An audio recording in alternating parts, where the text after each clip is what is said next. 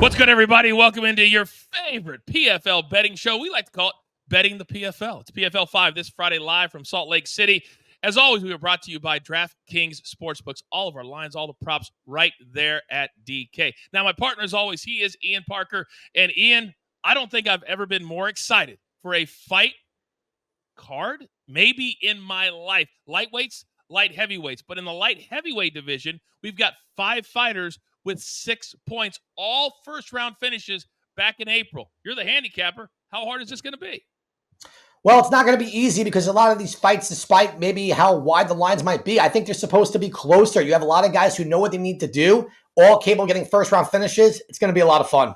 So let's take a look at the early card again. 4:30 p.m. Eastern is the pre-fight show on Friday. 5 p.m. Eastern on ESPN Plus is the early card. Then at 8 p.m. Eastern is the main card. So as we look at the early card, give me a couple of fights that stand out.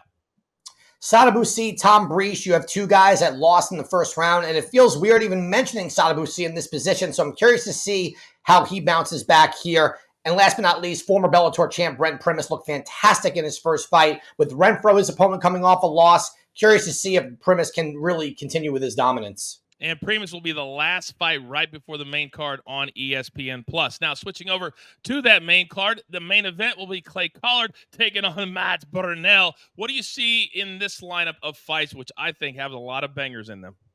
Well, one fight flying under the radar fighter should be Shoeface. I think he comes out here and he needs to really set the tone because people keep talking about the next fight, which is the Rob Wilkinson-Josh Silveira fight, but they're forgetting about former PFL winner in Shoeface, who is just as dangerous as anybody. Very curious to see how this one plays out between all of them. I hope that all the fight camps are really educating their fighters on what they need to do, how the points impact what they do, because it's just completely different than anything we've ever seen in MMA. But in this main event, you want to talk about storylines? You want to talk about emotion? How about fighting in your hometown in the main event with everything that he has gone through in his life? And I'm talking about Clay Collard. When you look at him, what makes him so special to you, Ian Parker? It's just the way he fights. He just comes forward. He looks to put on a show. Kill or be killed. He is must-see television every time. It doesn't matter. Anytime, any place, who he fights. He is that guy, coach. As the kids say these days, he is him. Are you not one of those kids, Ian Parker? You're always I appreciate you. Always so young. I'll take it. All right, let's pivot back to the ESPN card. We're going to have picks all over the board for the early card, for the main card. But I want to look at the early card first because we have Michael DeFort and Adam Piccolotti. And when you're talking about this fight, there's so many different ways that it could go. What do you see? Well, for Michael DeFort, a win and you're in here. And for Piccolotti, he's got to get a finish. He was dominating Espinosa in that first fight, and he caught a flying knee in the third round to lose. But DeFort looked incredible against someone really tough in Mads Burnell. It was a crazy pace. It was nonstop striking, and he won by submission. I think, Coach, this is going to be another dominant performance by DeFort. The line is not high at all. I thought it'd be much higher. This is one of my most confident plays, and we're getting it on the ESPN Plus card. I hope you guys are listening. When he says he's confident, that means you go make that play right now before the line goes up, because Ian Parker, he moves lines at DraftKings. We know this. Now, speaking of moving, I was a little bit surprised that Sadabusi decided to move weight classes, and now he's up in the light heavyweights. We wondered if his slender build would affect him. He lost in his first fight, so he's got a lot of pressure this Friday night against Tom Breeze, also fighting a hand injury. What do you think? I think Sadabusi is actually at his best when he's pressured into going for the finish, and we've seen that before. When he kind of has that lead, he doesn't have to. He sits back, he clinches up, and he uses that distance striking to play it safe as opposed to winning. He's fighting someone in Breeze that if Breeze gets his fight to the floor, he's in trouble. But we've seen that improvement in his defense with the wrestling. I like C here. Their number's low enough to play the money line. And the fact that we saw Breeze get knocked out by Rob Wilkinson last fight, I think C could do the same. Let's go C here on the money line.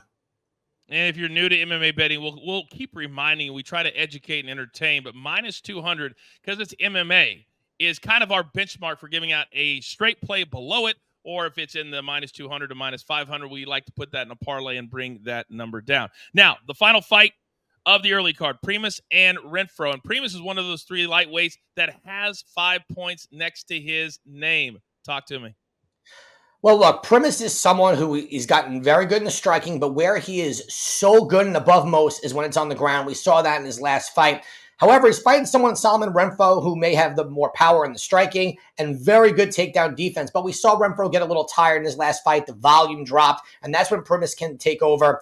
The line should be closer than what it is, but I do think Brent Primus gets it done. I think he's got a higher fight IQ, and he knows what he needs to do. He's beaten guys like Michael Chandler. He's fought much higher level competition than Renfro. I think at this point in time, Coach, this is the night for Brent Primus to get it done.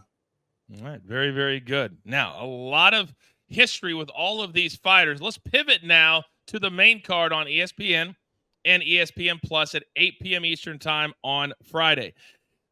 I am so excited because the pressure on a lot of these fighters is immense. They understand that at the end of the rainbow, there's $1 million prize in November, but they have to get through Friday night. And I want to start talking about Shoeface and Alex Polizzi as we just looked at the entire main card. Shoeface is a PFL veteran.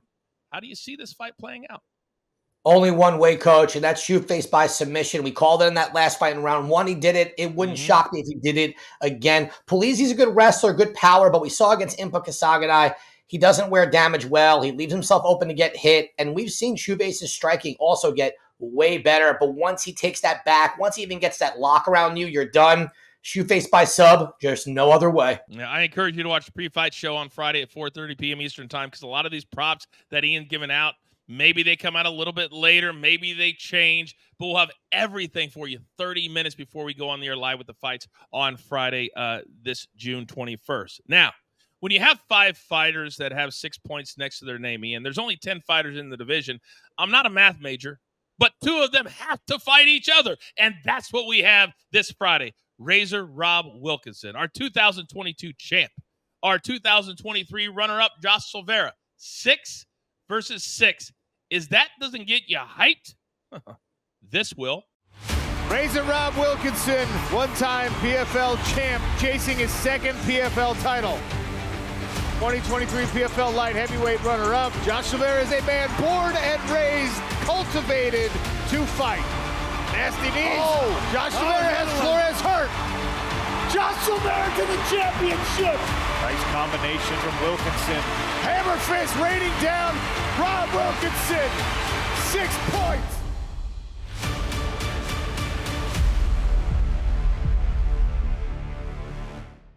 Because of how the PFL does their tiebreakers, it's about who finishes fastest. So these are the top 2 names at the top of the division with 6 points. So Ian Parker, you got to tell me what I'm going to do. We're going to just keep riding this same play until the wheels fall off. It is Razor Rob by TKO or KO. Listen, Josh Silveira is a very good fighter here, but I don't see where he wins. He's not going to do it on the feet, and Wilkinson's got very underrated takedown defense, also good jiu-jitsu, and he's just too strong. The striking's too crisp, and I really don't know how Silveira really is this season because winning by a fractured thumb or dislocated thumb on his opponent doesn't really tell us, right? Against someone who's taller, bigger, and that's what he's going against here. So for me, you could do this one or 2 ways, go Razor Rob by TKO or KO, or if you get a double method of victory, you'll pay a little bit more juice, TKO, KO, or decision. I don't see it happening. No, Wilkins just too good. Razor Rob all day, every day. See, I'm so glad that you gave that analysis because I say it all the time. Hashtag knowledge is power, but hashtag it pays to watch live. If you just look at the numbers, you see Josh Silveira with a knockout in 114, but that doesn't nearly tell the story that you just told about what happened a couple of months ago. Now, I love when a sports book like DraftKings wants to take care of people to kind of dip their toe into the MMA betting water. So they called me this week and said, Coach, we need your help. I picked up the phone and said, I got you. When PFL fighters battle in the smart cage, you can't blink because it could all be over in a second. So DraftKings has an offer for you that's just that fast. Get $150 instantly in bonus bets when you bet just $5. So no matter what happens inside the cage, you get paid. Download the DraftKings Sportsbook app. Sign up with the promo code PFL. Bet $5 to get $150 instantly. The action is so good, why bet PFL anywhere else? The crown is yours. I got to tell you, DraftKings is setting you up, and Ian's going to knock them down. Now, another light heavyweight matchup. I'm all about stories, and I'm all about storylines, and I'm all about journeys. And Impa Kasanganay, there is no better journey than what he has. Now, he has bonus points next to his name. Jakob Nato does not, but this is going to be an absolute banger. Check it out. People know the story of Impa Kasanganay finding his way to a $1 million championship against Josh Silveira, and he didn't breathe hard. Jakob Nato entered the PFL Europe 2023 season as an unknown prospect. From there, it was finish after finish.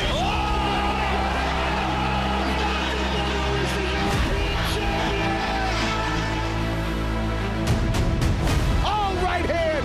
Felizi is wobbly here. First round finish for Impa Kasanganay.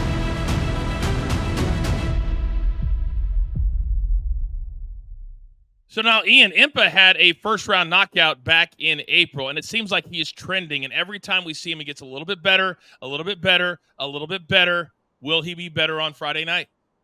Yeah, he will. And his opponent, Jakob Nato, has a good story too. Won PFL Europe. But if you watch those fights, he's gotten dropped and dropped. He's had to come back to win. Well, in the last fight, he got dropped and he did not come back.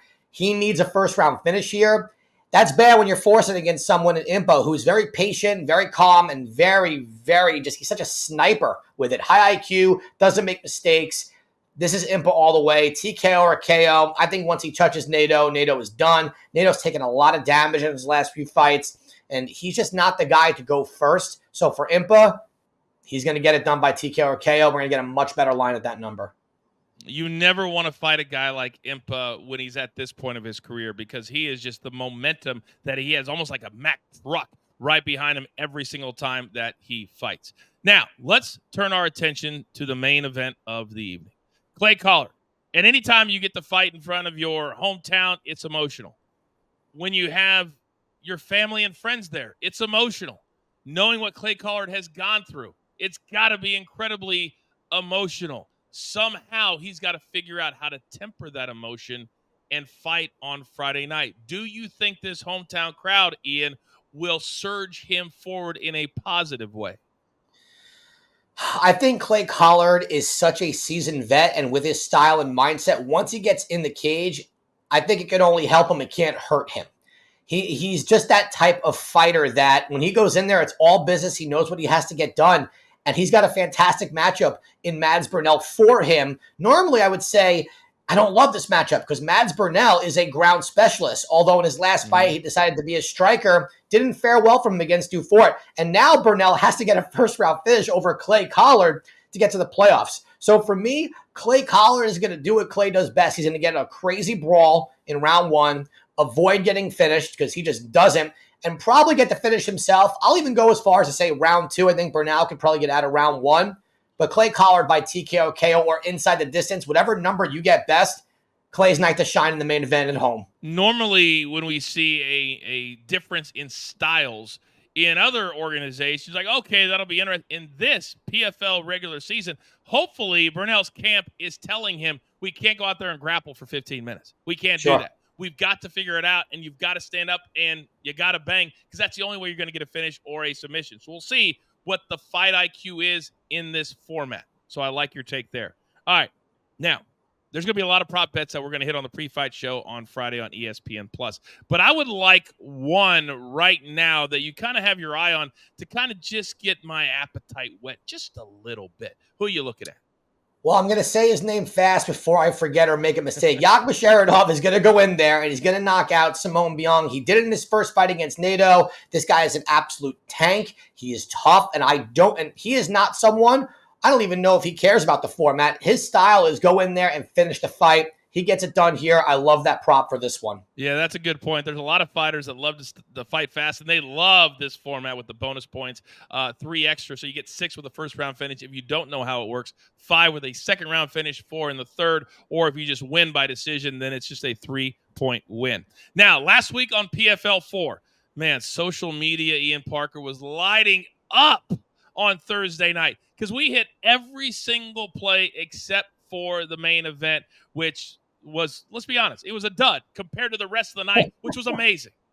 Yeah. So this week, Parker's parlay, And in MMA, you put together a parlay because sometimes you've got really wide odds that you want to bring down and get it into the plus odds territory. I know you've got 3 names that when you put it into the little till and it comes out, that's exactly what we have. What are you looking at? Let's keep it simple. Clay Collard, Impa Kasaganai, and Rob Wilkinson. And coach, if you want to, and right now that's at plus 135. It's where it sits. Okay. But if you want a little bit better, throw in Shoeface. He gets it done as well. 3-leg, you get plus 135. 4-leg, you get a little bit higher. Let's make it 2 weeks in a row. All right, remember, if you are new, a parlay, you got to hit all 3 or 4 parts in order to cash. Now, speaking of Shoeface, your bold prediction this week involves him as well. What is it? We're going to do the repeat, what we did for him the first time. Round 1 sub. He's fighting a guy on Polizzi who's mainly a wrestler who once he gets rocked, he shoots in blind. He goes for a lazy double or single. That's amazing for a guy in Shoeface who's got a great anaconda or a Darce choke off of a bad shot. Wouldn't even be surprised if he takes the back, gives him a little rare naked choke action. Round 1 sub for Shoeface.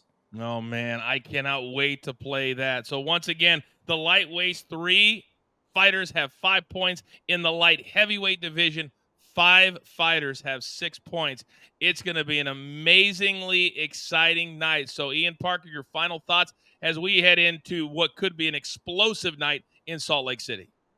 I think we're going to have a lot of fun. I think we're going to be at the window. We're just going to stay at the window because we did up until the main event. And you know what? We're going to keep riding this wave. This format, I think, makes betting that much more interesting. These guys know they got to go out there and they got to get the finishes. Sometimes it works, and if they don't, they get finished. So possibly some unders. I know you like those, but I am pumped for Friday night. Let's go. Oh, it's my favorite. And there is no question. It's way more exciting to bet MMA fighters this way when you know they've got to get out there and get something done. So a reminder, 4:30 p.m. Eastern on Friday, it's the pre-fight show on ESPN+. Then right after that, at 5 p.m. Eastern, we start with the early card. Currently, 7 big fights on that card. Then at 8 p.m. Eastern on the big network, ESPN and ESPN+, we've got the main card. Again, the main event is Collard and Burnell. So me and Ian Parker will be there all throughout the night, just cashing tickets, because that's simply what we do. Do not forget, we're back next week with Betting the PFL 6, the final regular season night of 2024. For Producer Man, for Ian Parker, for everybody at the PFL, thanks for hanging with us. I am the coach. We'll see you next time right here on Betting the PFL.